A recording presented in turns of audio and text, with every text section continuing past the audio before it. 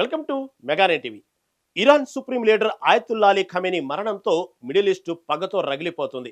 ప్రపంచం మొత్తం మూడో ప్రపంచ యుద్ధం ఖాయమని అనుకుంది. దానికి తగ్గట్టుగానే ఇరాన్ కేవలం ఇజ్రాయెల్ పైనే కాకుండా అమెరికా మిలిటరీ బేస్లు ఉన్న గల్ఫ్ దేశాలపైన క్షిపణుల వర్షం కురిపించింది. కానీ ఇప్పుడు యుద్ధ వాతావరణంలో ఊహించని ట్విస్ట్ చోటు చేసుకుంది. ఇరాన్ ప్రెసిడెంట్ మసూద్ పెజెష్కియాను గల్ఫ్ దేశాలపై తాము చేసిన దాడులకు బహిరంగంగా క్షమాపణలు చెప్పారు. మరోవైపు ఇరాన్ బేషరతుగా లొంగిపోవాలి అని అమెరికా అధ్యక్షుడు డొనాల్డ్ ట్రంప్ చేసిన డిమాండ్ను ఇరాన్ ప్రెసిడెంట్ రిజెక్ట్ చేశారు. అంతేకాదు, ట్రంప్కు స్ట్రాంగ్ వార్నింగ్ ఇచ్చారు. అసలు ఇరాన్ ఎందుకు వెనక్కి తగ్గింది? గల్ఫ్ దేశాలకు క్షమాపణ ఎందుకు చెప్పింది? ట్రంప్కి ఇచ్చిన వార్నింగ్ ఏంటి? యుద్ధంలో ఎప్పుడు ఎవరు పైచేయి సాధిస్తారో, ఎప్పుడు ఎవరు వెనక్కి తగ్గుతారో ఊహించడం చాలా కష్టం. సుప్రీం లీడర్ ఖమేనీ మరణం తర్వాత ఇరాన్ ఇప్పుడు ఒక సంక్లిష్టమైన పరిస్థితిని ఎదుర్కొంటుంది. అమెరికా ఇజ్రాయెల్ దాడులకు ప్రతీకారంగా మొదట్లో తీవ్రస్థాయికి వెళ్లిన ఇరాన్ ఇప్పుడు అనూహ్యంగా శాంతి మంత్రం జపిస్తుంది. Iran president Masood పెజెష్కియాను state television ద్వారా ఒక కీలకమైన ప్రకటన చేశారు. మమ్మల్ని ముందుగా ఎవరైనా అటాక్ చేస్తే తప్ప మేము తిరిగి దాడి చేయము అని ఆయన ప్రకటించారు.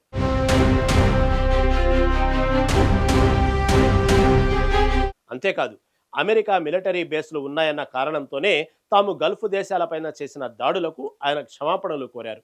ఒకవైపు అరబ్ దేశాలతో శత్రుత్వం వద్దు అనుకుంటూనే మరోవైపు అమెరికా ప్రెసిడెంట్ డొనాల్డ్ ట్రంప్ చేసిన లొంగుబాటు డిమాండ్ మాత్రం ఆయన తోసిపుచ్చారు. సుప్రీం లీడర్ ఖమేనీ మరణంతో ఇరాన్లో ఏర్పడిన నాయకత్వ లోపాల్ని పూడ్చడానికి ప్రస్తుతం 3 సభ్యులతో కూడిన తాత్కాలిక నాయకత్వ మండలి ఇరాన్ను పాలిస్తుంది. ఇందులో ప్రెసిడెంట్ పెజెష్కియాన్ ఒకరు. ఈ కౌన్సిల్ తీసుకున్న నిర్ణయం మేరకు ప్రెసిడెంట్ మాట్లాడారు.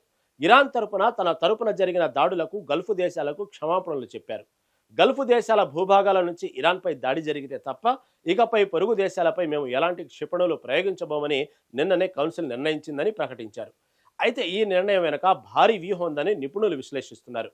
మిడిల్ ఈస్ట్లో ఇజ్రాయెల్ అమెరికా కూటమికి చుట్టుపక్కల ఉన్న అరబ్ గల్ఫ్ దేశాలు కూడా మద్దతిస్తే ఇరాన్ ఒంటరైపోతుంది.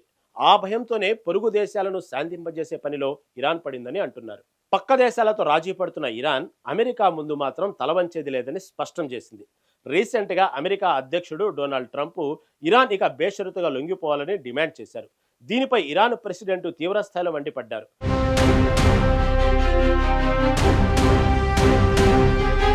ఇరాన్ ప్రజలు బేషరతుగా లొంగిపోవాలన్న మా శత్రువుల కల వారితో పాటే సమాధి అవుతుంది అని ఆయన ఘాటుగా బదిలిచ్చారు. అంటే యుద్ధం ముగింపు దశకు చేరుకుంటున్నట్లు కనిపించిన అమెరికా షరతులకు మాత్రం ఇరాన్ ఏమాత్రం ఒప్పుకునే పరిస్థితి లేదని తేలిపోయింది. ఇరాన్ పొలిటికల్ లీడర్ల శాంతి గురించి మాట్లాడుతున్న మిడిల్ ఈస్ట్లో దాడులు ఎందుకు జరుగుతున్నాయి? దీనికి ఇరాన్ విదేశాంగ మంత్రి అబ్బాస్ అరాగ్జీ చెప్పిన సమాధానం ప్రపంచ దేశాలను భయపెడుతుంది. ఇరాన్ అత్యున్నత సైనిక దళం ఇస్లామిక్ రివల్యూషనరీ గార్డ్ కార్ప్స్ నేరుగా సుప్రీం లీడర్ కంట్రోల్లో ఉంటుంది. ఇప్పుడు సుప్రీం లీడర్ లేకపోవడంతో ఈ ఆర్మీ కమాండర్లు పాలిటిక్స్తో సంబంధం లేకుండా స్వతంత్రంగా ఆపరేషన్స్ చేస్తున్నారని మంత్రి తెలిపారు. యుద్ధం రాకముందు అధినేత ఇచ్చిన జనరల్ ఇన్స్ట్రక్షన్స్ ఆధారంగానే మిలిటరీ యూనిట్లు ఇప్పుడు పనిచేస్తున్నాయని, వారు రాజకీయ నాయకత్వానికి దూరంగా ఉన్నారని ఆయన చెప్పారు. దీని అర్థం ఇరాన్ ప్రభుత్వం దాడులు ఆపాలని ఆర్డర్ వేసినా గ్రౌండ్లో ఉన్న ఆర్మీ వింటుందా లేదన్నది ఇప్పుడు పెద్ద ప్రశ్నార్థకంగా మారింది. ఇరాన్ ప్రెసిడెంట్ గల్ఫ్ దేశాలకు క్షమాపణలు చెప్పి యుద్ధాన్ని కంట్రోల్ చేయాలని చూస్తున్నారు. కానీ సుప్రీం లీడర్ మరణంతో ఏర్పడిన శూన్యం కారణంగా ఇరాన్ ఆర్మీ ఎవరి కంట్రోల్లో లేకుండా సొంతంగా దాడులు చేస్తుండటం రాబోయే వినాశకానికి సంకేతంగా కనిపిస్తుంది. మరోవైపు ట్రంప్ డెసిషన్స్ ఈ మంటల్లో మరింత ఆజ్యం పోస్తున్నాయి. ముందుగా మాపై దాడి జరిగితేనే మేము తిరిగి దాడి చేస్తామన్న ఇరాన్ కొత్త పాలసీ గ్రౌండ్లో ఎంతవరకు వర్కౌట్ అవుతుందో చూడాలి.